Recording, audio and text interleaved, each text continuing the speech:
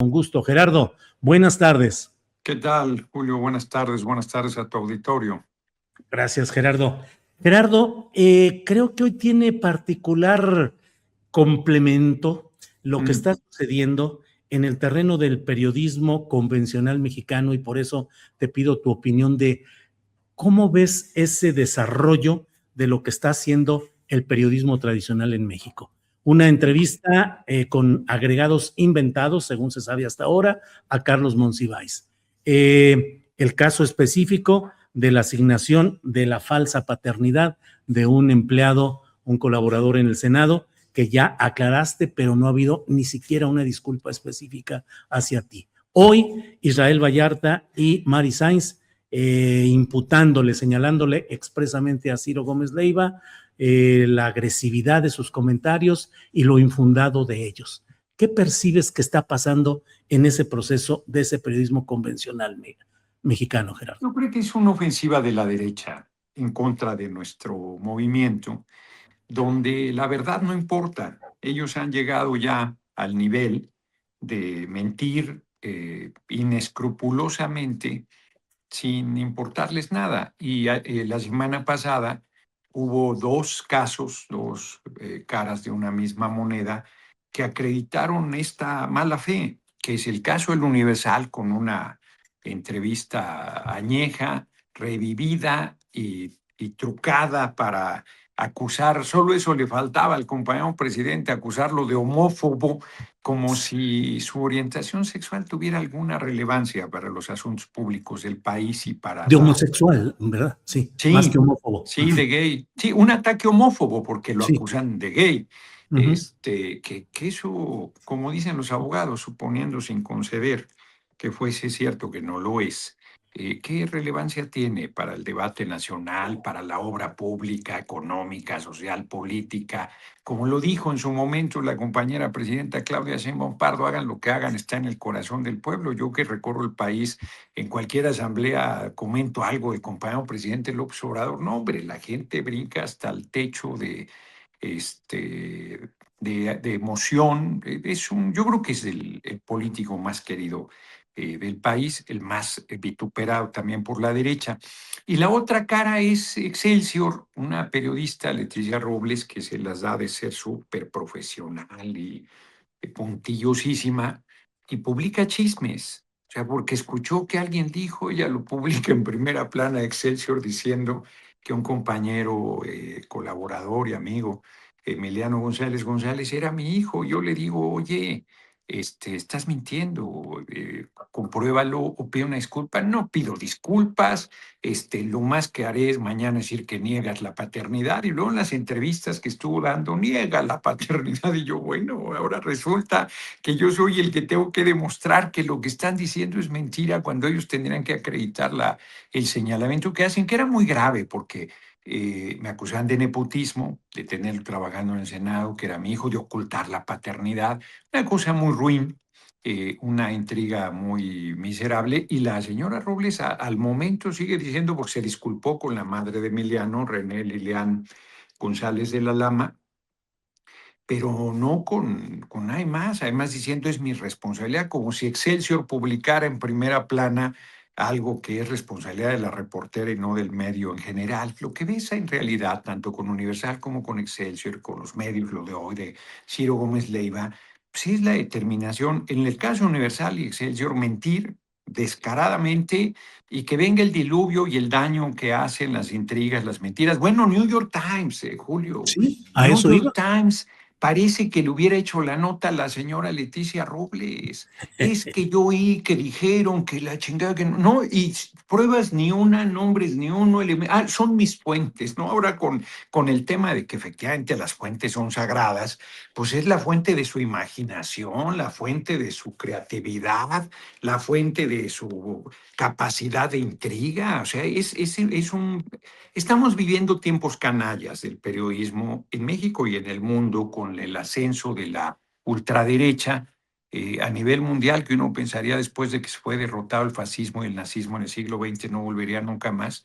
Imagínate regresar, y con el voto de la gente, qué fuerte, con fraudes electorales como en Perú, como en Colombia. pero ahí están sin duda, y con esta ofensiva enorme que además promueve el injerencismo de Estados Unidos en México. Entonces, así están las cosas y lo que vendrá, porque yo Ujú. no creo que la semana pasada que fue derrotada la mentira, que finalmente muy rápido la verdad salió, que el Universal dice, le pedí los audios, pues eso se hubiera hecho desde un principio, mi amigo jefe de redacción, mi amigo director del Universal, ¿qué clase de periodismo es ese? Y en el caso de Excelsior, peor, porque tú dices, no se disculpó conmigo, no, ni con Emiliano, pero el periódico tampoco se disculpó con la madre de Emiliano. Imagínate el problema familiar que puedes crear. Decir que alguien no es hijo del el padre de Emiliano, o sea, la madre de Emiliano con ese problema en su núcleo, con ese daño terrible, con una irresponsabilidad absoluta de Excelsior y de la periodista Robles. Sí, Gerardo, se viene la inteligencia artificial, la suplantación de audios, de videos, de todo. Es un tiempo en el cual la política va a estar expuesta a dejar de lado sus principios ante el hecho, la política en general, ante el hecho de que todo podrá ser suplantado, distorsionado. La mentira se viene como una especie de jinete de apocalipsis en la información y la política, Gerardo. Yo creo que estamos hace rato en eso. Toda la campaña de que todo nuestro movimiento es narco, las acusaciones de narco al compañero presidente López Obrador, todo este ataque burdo, de verdad burdo, en contra del movimiento, lleva instalado como eje la mentira, la hipocresía, y con nuevas herramientas será más difícil. De por sí tú entras en las redes y ves información que ahora tienes que checar y rechecar y verificar sin el uso inclusive de inteligencia artificial, simplemente videos sin fecha, modifican, sacan de contexto, hacen cualquier cantidad de perversidades. Mira, yo llevo, desde que dejé la presidencia de la mesa directiva, ya se va a hacer ya más de un año, se va a cumplir el año de Lauritzel Castillo en la presidencia, yo dije, pues van a bajar los ataques, no hombre, o sea, sacan de contexto, manipulan, distorsionan, tergiversan o mienten descaradamente, como fue el caso de la semana pasada, y como bien tú lo dices ahora con inteligencia artificial y con todo este tipo de cosas, sí va a tener que hacerse una legislación para el manejo de no solo la información, sino en general, del manejo de la inteligencia artificial. Y ya los oigo pegando gritos que se está atacando la libertad de expresión, pero debe haber un mínimo. Ahora sí que un mínimo de veracidad, ya ni siquiera pides veracidad, un mínimo de veracidad, ya la Ujú. mentira absoluta, dolosa, es una situación muy delicada, a mí me parece. Ahora, Gerardo, ¿consideras que la ultraderecha y la derecha mexicanas están creciendo en este escenario de confusión, de No, mentiras, de distorsión, de la no. aparición de Salinas Pliego, de las presiones de Estados Unidos, de las acusaciones de narcopolítica? ¿Consideras que va creciendo el No, ámbito de derecha y ultraderecha en México? no, fíjate que no es una paradoja. Yo diría, visto mediciones, que nos ha hecho daño esa campaña. Sí, sí nos ha hecho daño. Sería necio negar ello. Sin embargo, no crece. O sea, justo yo en los debates en la Comisión Permanente les decía, a ver, ¿ustedes creen que el gobierno de Estados Unidos nos va a poner al frente de la presidencia de la República? Sí, o sea, eso yo no lo veo factible, pero ¿a quién pondría? O sea, ¿quién de esa pandilla de inútiles podría ser el liderazgo? No, no existe. O sea, Ricardo Salinas Pliego, que lo estaban promoviendo como el liderazgo, lo que le pasó el día de la inauguración del Mundial, ya lo dejó estigmatizado de manera de por vida. Yo no veo cómo se levante de esa, la verdad. Los otros, Anaya, Alejandro Moreno Cárdenas, que debería estar en la Sí. cárcel, no, dime quién, o sea, es una paradoja porque la gente puede tener la percepción y hacer caso a esta campaña, a algún sector, pero no tiene opción. Y ahora aparecen 4 nuevos partidos que son exactamente lo mismo. Ahora de Somos México, que son, pues es la marea rosa refrita, ¿no? Reciclada, no van a ir juntos, PRI y PAN, que aunque vayan juntos son lo mismo. Y no hay una opción de parte de la oposición como para que el electorado diga, por este es el camino.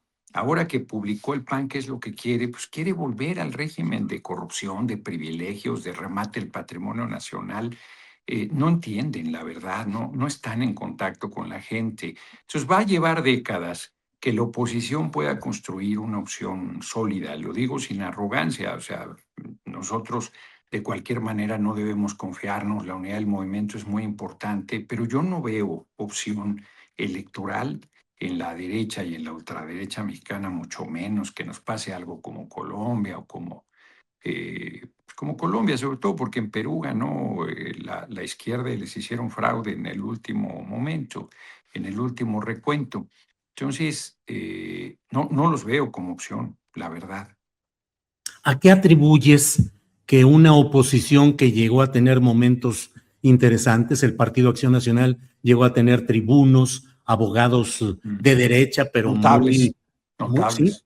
así es? ¿Por qué ahora esta oposición nomás no logra tener un solo personaje que jale a masas que estuvieran inconformes con el proceso 4T?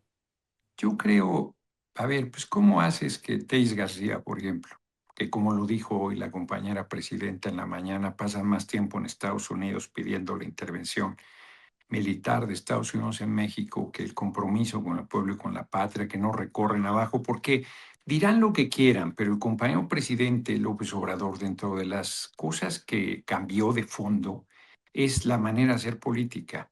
Y si tú quieres apoyo de la gente, tienes que ir abajo con la gente a platicar, a reunirte, a plantear tus puntos de vista, a escuchar, a tocar puertas, inclusive.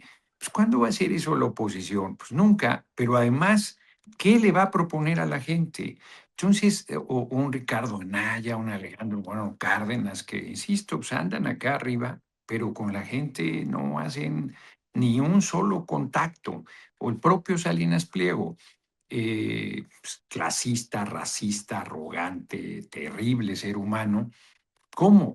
¿Cómo construyes un liderazgo desde esa, eh, eh, como dijo la compañera presidenta con el tema del Universal, la podredumbre, las aseveraciones grotescas? ¿Cómo sale de ahí un proyecto que pueda ser de interés para la población? Pues no tienen manera, no tienen manera. Y además son otros tiempos, porque tú nos recuerdas con razón la época de oposición del PAN, donde tuvieron tribunos excepcionales, legisladoras y legisladoras fuera de serie en el debate, con mucha consistencia, y hoy narcos, narcos y majadería. Bueno, viste a Moreira, le sacan un video de su hermano Humberto diciendo críticas muy fuertes a él y a su esposa, la senadora Villano, y el tipo va y le dice, chinga tu madre, pendejo, vas a ver, esos son los argumentos de la oposición, qué bárbaro, en la comisión permanente. Pues, como yo le dije, a mí no me espanta ninguna palabra, yo vengo de una colonia popular, pero no hay argumentos, no hay razones, no hay verdad, no hay datos duros, no hay proyecto, no tienen nada, no tienen nada. Tienen el dinero, tienen los medios, salvo honrosas excepciones, tienen la mentira como caballito de batalla, la campaña de Estados Unidos injerencista en todo el mundo, no solo en América Latina, no es suficiente para que puedan regresar en Ujú, México, a mí me parece. claro. Gerardo, está el proceso de Morena, el Partido Verde y el del Trabajo para postular para todo su proceso de selección de candidaturas rumbo a gobiernos del Estado. Hay jaloneos y hay, como es natural en toda actividad política, particularmente, por ejemplo, Félix Salgado Macedonio se tuvo que retirar de ese proceso. En San Luis Potosí, que tú conoces bien, también ha habido ahí un jaloneo en el cual el Partido del Trabajo, en el que no estuviste afiliado, pero participaste activamente en él, está proponiendo una candidatura con signos de mucho jaloneo ahí, con el telón de fondo del nepotismo. ¿Qué opinas, Gerardo? No, el Partido del Trabajo en el caso de San Luis planteó que no irá con el verde, ¿no? Si va con la senadora Ruth, que está en su derecho, pero sin pero, es la esposa del gobernador y entra en la lógica De hecho, la reforma que se hizo constitucional se fue hasta 2030 porque si no hubiera sido así no se hubiese aprobado, porque el Verde, justo pensando en San Luis Potosí, no aceptó que aplicara a partir de 2027. Entonces ahí tenemos un foco rojo y creo que es el único porque se resolvió Zacatecas, finalmente nuestro compañero senador Monreal decidió ya, se convenció de que pues, no debía participar, ni buscó ningún apoyo que no fuera el de Morena, PT y Verde. Y en el caso también, como bien comentas, de Félix Salgado Macedonio, si bien pidió licencia, pues ya no se registró. Entonces, el foco está en San Luis Potosí. ¿Cómo lo vamos a resolver?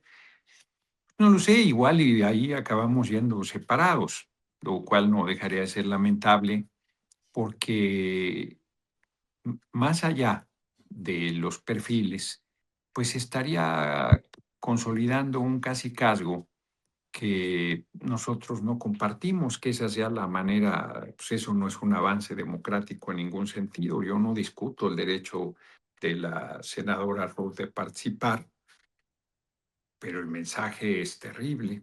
El mensaje es contrario a los objetivos de transformación que nos hemos planteado dentro del movimiento, a mí me parece.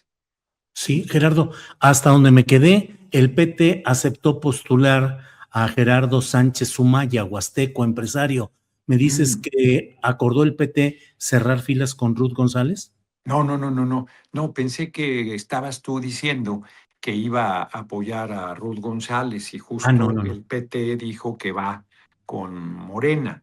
Entonces, si la propuesta que hace el PT, yo no ubico a este personaje, si él ganara la encuesta, sería el candidato de Morena PT. Si no Ujú, la gana, pues no será candidato, ujú, porque pues, quien gane la encuesta será en su momento candidata a candidato. ujú. Así es como están definidas las reglas y así es como se han venido desarrollando y así seguirán. La compañera presidenta hace pues, ya varias semanas que nos convocó ahí a Palacio Nacional a los más de 500 legisladores, legisladoras federales. Es un discurso bellísimo que yo creo que debería difundirlo donde planteó que no se iba a meter y que lo importante no eran las candidaturas, sino el proceso de transformación y el injerencismo que estamos enfrentando, un recuento histórico, planteamiento, a mí me parece muy poderoso. Yo creo, ahorita estamos hablando de los procesos de los liderazgos que surgirán después de las encuestas que se realicen en los 17 estados que el 2027 habrá elecciones, pero nosotros tenemos que alzar la mira porque pues estamos viviendo una ofensiva muy fuerte y no vamos a procesos electorales como en momentos anteriores, sino con un enorme injerencismo del gobierno de Estados Unidos y con una campaña en medios que tanto internacionales como nacionales, pues, que buscan descarrilar al gobierno de la compañera presidenta Claudia Sheinbaum Pardo. Por eso yo insistí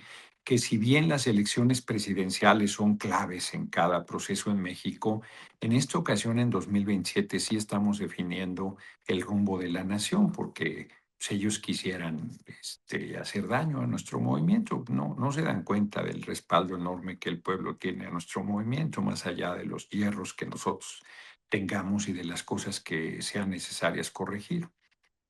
Bien, Gerardo, te agradezco mucho esta posibilidad de platicar. Cierro preguntándote sobre tu ánimo político, cómo te sientes en estos momentos Bien. de estridencia, de golpes bajos, de confusión a veces entre las propias bases de la 4T. ¿Cómo te Bien, sientes? bien, fíjate que por más neuras que uno se ponga por sí la ofensiva hacia mi persona, que no es personal, pues es como por ser yo un referente importante de la cuarta transformación, el golpeteo es enorme. Y tú con todo el griterío y todo esto te puedes desesperar inclusive y vas abajo, vas a los recorridos a los estados y te das cuenta que el pueblo está en un muy buen nivel de politización, que reconoce el trabajo de cada quien, que respalda. la firmeza con que se defiende al proyecto, al pueblo, al movimiento, a la independencia, a la soberanía nacional. Entonces, bien, la verdad es que estoy muy bien. Este fin de semana iba yo a Sonora y como convocó la compañía presidenta a los gobernadores, se reprogramó la visita, pero la semana anterior estuve en Puebla, en Querétaro, en Aguascalientes y en Tlaxcala. No, no sabes qué bonitas experiencias, la verdad. Yo me voy pues, muy comprometido, salgo de esos eventos, la gente amorosísima. Y entonces todo el golpeteo que ha habido en la semana pues, queda de lado porque no ves que no está impactando en la solidez de nuestro movimiento. Claro, te van queriendo sumar negativos, que van queriendo lastimar tus fortalezas, acusándote de corrupto, acusándote de narco, imagínate, acusándote de racista, todas las infamias y lo que viene y lo que falta. Pero bien, estoy francamente tranquilo y contento, ¿no? La gente te revitaliza mucho. Bien, Gerardo. Te agradezco mucho esta oportunidad de platicar, de reflexionar y a reserva de lo que desees agregar, decirte que seguimos adelante. Gracias, Gerardo, por esta ocasión. No, hombre, al contrario, un saludo al auditorio y a quienes simpatizan con nuestro movimiento, la unidad de Morena, la unidad del PT, la unidad del Verde, la unidad del movimiento, la unidad con el pueblo. Eso es, el líder más importante del país está con nosotros, el pueblo de México. Entonces, mientras el pueblo nos apoye, nos hacen lo que el viento a Juárez. Bien, Gerardo. Muchas gracias. Hasta pronto. Hasta luego, abrazote. Gracias.